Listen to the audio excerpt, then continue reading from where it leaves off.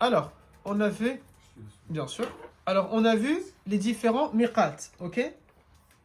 Dans les différents miqat, il y a aussi maintenant, on a les 5 miqat qu'on a vus, et il y a un miqat qui est un miqat à l'intérieur de la zone sacrée et on ne va pas aller très loin.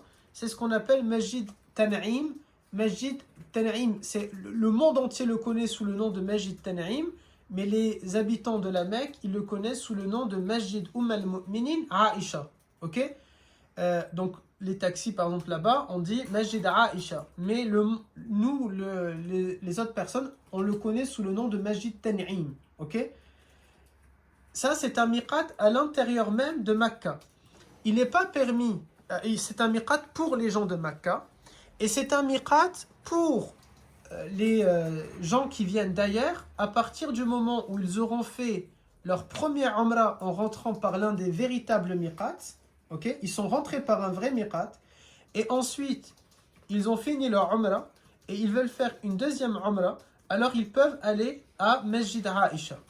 Amma, directement quelqu'un, mathalan, il va arriver à l'aéroport de Jeddah et il n'a pas trop envie de se casser la tête à mettre l'ihram à Marseille ou dans l'avion. Il dit, moi je vais rester avec mes habits, j'arrive à Jeddah, je vais aller directement à l'hôtel et je dors à l'hôtel et je prends le petit déjeuner demain matin et après je vais aller à Masjid Aisha et je vais faire ma umrah. Ça ne passe pas. Ok, ça ne passe pas. Car la première fois il est rentré par un miqat et il n'était pas en état de sacralisation. Amma celui, il est rentré par le miqat en état de sacralisation, il a fait sa umrah, il s'est désacralisé à travers al-halq wa taqsir, et maintenant il veut faire une autre umrah le jour même, le lendemain, 4 jours après, un mois après, sans il a quitté la zone du miqat, là-bas, il n'y a aucun problème, il peut le faire depuis le miqat de Masjid Aisha. Vous comprenez? Mais c'est important de partir à Masjid Aisha. On ne peut pas, c'est-à-dire faire la umrah et on l'enchaîne. J'ai fait mérite de la umrah. Ayoub, il me disait la dernière fois, à force qu'on fait les cours, maintenant vous commencez, je ne sais pas si tout le monde le pense pareil, vous commencez maintenant, ça y est, à repérer et à comprendre comment on va faire. Donc il est arrivé, il a fait son tawaf. Après, qu'est-ce qu'il a fait après tawaf? Les deux prières. Aïwa, les 2 prières. Il a embrassé Maqam Ibrahim, il a fait les 2 prières. Après, il boit l'eau de Zamzam.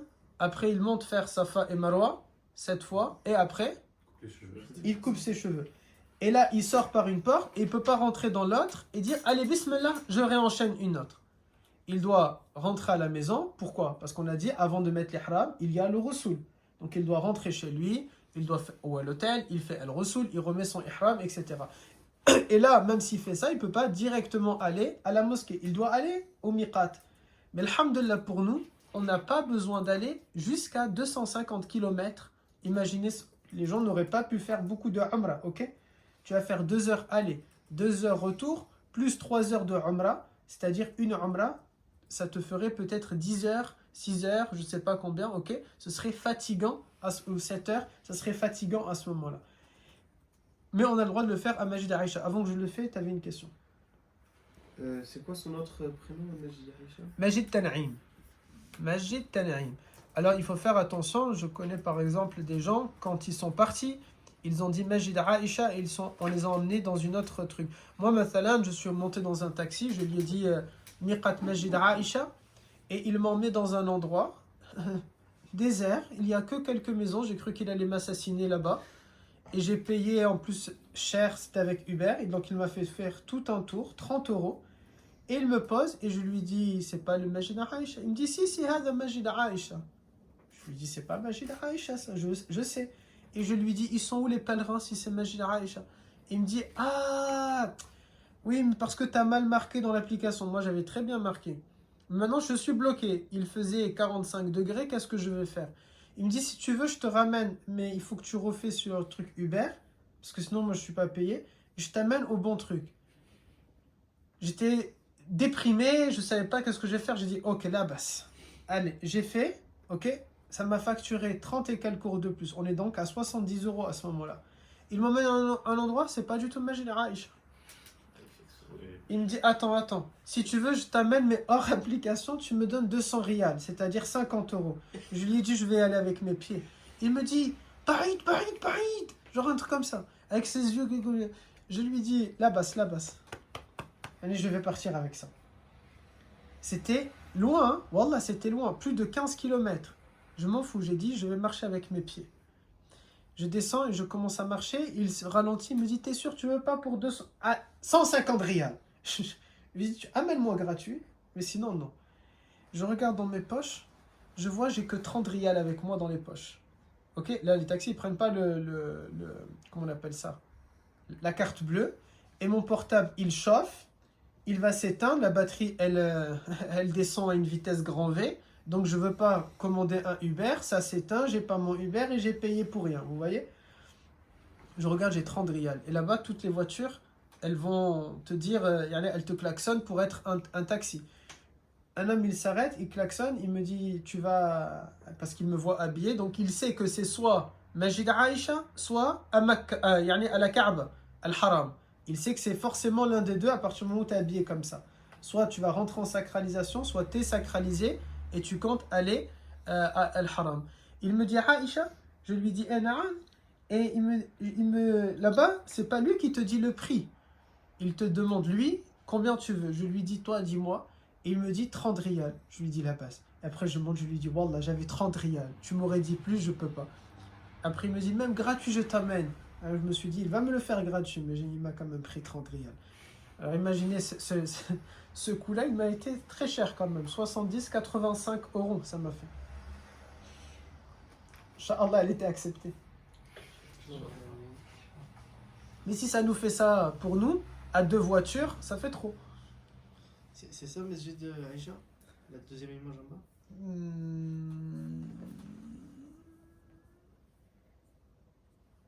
bas? Ouais, c'est ça. Montre-la à tes frères, parce qu'ils veulent tous la voir. Du coup, ça, on rentre à l'intérieur. C'était rapide, ça. Oui. On rentre à l'intérieur, on fait 2 rak'a à l'intérieur. Oustad, il a toujours des frissons quand il rentre à l'intérieur, parce que je pense que c'est lié au fait que j'ai une certaine pression, parce que je sais que les mères des croyants, surtout Saïda Aïcha, étaient à cet endroit-là. Ils ont campé à cet endroit-là. On va voir l'histoire de cette mosquée. Et j'ai écrit un livre sur les mères des croyants. Donc j'ai toujours cette pression-là. Même quand j'étais devant leur tombe, je sens des frissons parce que je m'inquiète. Est-ce que j'ai bien écrit? Est-ce que j'ai pas mis une erreur? Est-ce que j'ai été juste? Est-ce que j'ai été équilibré? Est-ce que j'ai pas exposé quelque chose de leur vie qu'elles n'auraient pas voulu que j'expose? Est-ce que j'ai oublié de dire quelque chose qu'elles auraient aimé que je vais discuter? C'est quelque chose qui m'inquiète. Alors, Masjid Aïcha, c'est quoi son histoire? Elle a été fondée, cette mosquée, à l'époque du prophète, c'était pas une mosquée. Mais c'était un endroit, c'était même pas une mosalla. Une mosalla, ce sont des endroits où le prophète a fait la prière, mais c'était pas des mosquées, c'est ni l'un ni l'autre. Mais c'est un endroit où le prophète, alayhi salatu salam, il a campé avec les musulmans. Il est arrivé de Médine al-Munawwara, ok? Et quand il arrive à Médine, il arrive à cet endroit, et maintenant, arrivé à cet endroit-là, notre mère Aïcha, elle va avoir ses règles. Et comme elle a ses règles, elle ne peut pas rentrer dans la mosquée sacrée. Alors elle va camper à cet endroit et elle va rester à cet endroit-là. Elle va rester à cet endroit pendant 1 semaine. Et là, le prophète et les compagnons et les femmes qui n'ont pas leurs règles, ok, elles vont partir. Ils vont tous partir faire leur umrah. Et ensuite, ils vont revenir. Et quand ils vont revenir, ils vont rester, etc. Maintenant, c'est le moment où il faut retourner chez eux, à Al-Madina al-Munawwara. Et Saïda Aïcha, elle fait ses affaires, elle range, et elle se prépare, elle a mis ses bagages pour partir. Le prophète, il rentre, il la voit en train de préparer ses valises, il lui dit, qu'est-ce que tu fais? Ya Aïcha. Elle lui dit, je fais mes valises pour moi aussi partir. Et il lui dit, est-ce que tu veux perdre la récompense de tout ce trajet que tu as fait jusqu'ici? Elle lui dit, mais j'ai eu mes règles, je n'ai pas pu faire la umrah. Et il lui dit, sacralise-toi à cet endroit-là. Et cet endroit-là, ça sera ton miqat. Et c'est grâce à ça que l'on peut faire maintenant, on peut utiliser cet endroit comme étant un miqat. Car le prophète, qu'est-ce qu'il va dire? Il va dire aux compagnons, votre mère avait ses règles et maintenant elle va se sacraliser à cet endroit. Tous ceux qui veulent faire une umrah supplémentaire vont se sacraliser à cet endroit-là. Et donc depuis maintenant, on peut faire notre deuxième umrah, depuis cet endroit-là. Et Aïcha, mes garçons, radiallahu anha, souvent ça a été comme ça. Si vous vous rappelez du livre que j'ai écrit et qu'on a étudié ensemble, rappelez-vous, c'est grâce à elle qu'on a tayammum. Parce qu'à un moment donné, elle va retarder une caravane, un voyage du prophète, et les gens, ils se plaignent un peu de elle. Elle nous a retardé parce qu'elle a perdu son bracelet, et elle le cherchait de partout, son collier. Et les gens, ils savent que on doit partir, mathalan, à Dohor, avec le temps du cheval, on va arriver à tel village dans lequel il y a un puits d'eau. Si on retarde, la nuit va tomber, on va manquer le puits d'eau pour recharger nos gourdes, etc., nos outres, ok? Parce qu'en pleine nuit, on peut pas voyager. Et les gens, ils se sont plaints d'elle, mais alhamdulillah pour elle, parce que du coup, ils sont arrivés à un endroit, il n'y avait pas d'eau pour faire la prière, en effet. Et là, Allah Ta'ala révèle les versets, verset 5 de Surat Al-Ma'ida, pour nous dire que ceux qui n'ont pas d'eau, ils vont faire quoi? Tayammum. On va faire avec la terre, c'est grâce à elle. Et plein de fois, c'est arrivé de cette manière-là, que Saïda Aïcha radiallahu anha, elle va provoquer quelque chose qui va donner une facilité à la communauté musulmane. Alors, c'est du coup depuis cet endroit-là qu'ils vont pouvoir faire leur umrah. Ce miqat, mes garçons, il est situé à 8 km de la Kaaba. Vous voyez, c'est à côté. Alors, au lieu de combien? 250 km, ou le plus proche, à la limite, 150 km.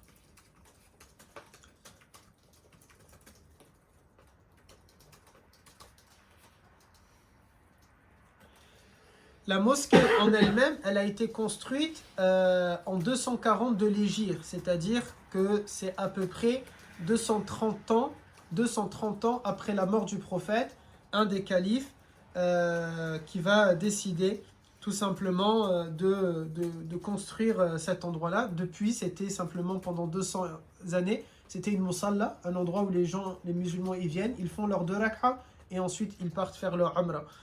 Mais maintenant, alhamdulillah. Est-ce que vous avez des questions sur ça? Donc nous, c'est dans cet endroit-là, c'est une mosquée que on va y rentrer au total à minima 3 fois, voire 4, si on fait 5 umrah au total. Ok? Des questions sur Masjid Aïcha? Alors les gens, quand ils sont là-bas, ils pensent que c'est au miqat que tu dois faire ta douche et tout ça. Il y a des douches, mais je ne vous conseille pas, bien sûr. Nous, on ne va jamais faire ça, ok? On ne va pas rentrer parce que c'est très sale. Les gens, ils rentrent, ils laissent leurs sous-vêtements parce que le monsieur, il est venu avec son qamis, etc. et c'est son caleçon. Il jette son caleçon là-bas, il met son ihram et il s'en va. Même, il y a ceux qui vont faire des superstitions, comme, je ne sais pas si vous êtes déjà allé au Maroc, dans des endroits, dans ce qu'on appelle les ayoun. Comment ils appellent ça? J'ai oublié le nom. Il y a comme ça comme Moulay Yaqoub, Moulay Idriss, ils partent dans des endroits, ils font leur douche, les bains, et ensuite ils sortent et ils jettent leurs caleçons dans des arbres, et tu vois les caleçons pendre, les soutiens-gorge pendre, etc. Yani c'est du shirk qu'ils sont en train de faire, ok?